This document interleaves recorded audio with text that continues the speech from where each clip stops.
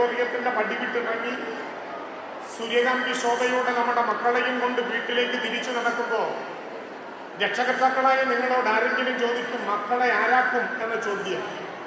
ദയവായി ജെറോണിക്കിനെ പോലെ മിടുക്കനായ കളക്ടറാക്കുമെന്നോ ഡോക്ടറാക്കുമെന്നോ എഞ്ചിനീയറാക്കുമെന്നോ പോലീസാക്കുമെന്നോ ജഡ്ജിയാക്കുമെന്നോ വക്കീലാക്കുമെന്നോ ഗുമസ്തനാക്കുമെന്നോ പ്രഭാഷകനും പ്രൊഫസറാക്കുമെന്നോ ഉള്ള സ്ഥിരം മറുപടികൾ നിങ്ങൾ പറയാനേ പാടില്ല.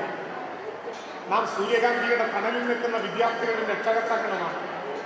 സൂര്യകാന്തിയുടെ തണലിൽ അതിൻ്റെ ഗന്ധമേറ്റ് അതിൻ്റെ നിറം കണ്ട് ആ സൂര്യോദയത്തിൻ്റെ കരുത്തോടെ മക്കളെ ആരാക്കുമെന്ന് ആരെങ്കിലും നിങ്ങളോട് ചോദിച്ചാൽ ശിരസ് കുനിയാതെ ഉയർത്തിപ്പിടിച്ച ശിരസോടെ ഏറ്റവും കരുത്തുറ്റ ഇടിമുഴക്കത്തിന്റെ ശബ്ദത്തോടെ അവരോട് മറുപടി പറയണം. മക്കളെ ആരാക്കുമെന്ന ചോദ്യത്തിന് ഒറ്റ ഉത്തരമേ ഞങ്ങൾക്കുള്ളൂ. അത് ഞങ്ങളുടെ മക്കളെ മനുഷ്യരാക്കും എന്നായിരിക്കണം ആ ഉത്തരം എന്ന സവിനയം ഞാൻ നിങ്ങളോട് അഭ്യർത്ഥിക്കുന്നതാണ്. ഞാൻ ആലോചിച്ചത്, മനുഷ്യൻ എന്ന് പറഞ്ഞാൽ ഹോമോസാപ്പിയൻസിൽ നിന്ന് ആൾക്കുരങ്ങ് മനുഷ്യനായി മാറിയ ഡാർവിന്റെ പരിണാമ സിദ്ധാന്തത്തിലെ മനുഷ്യനല്ല.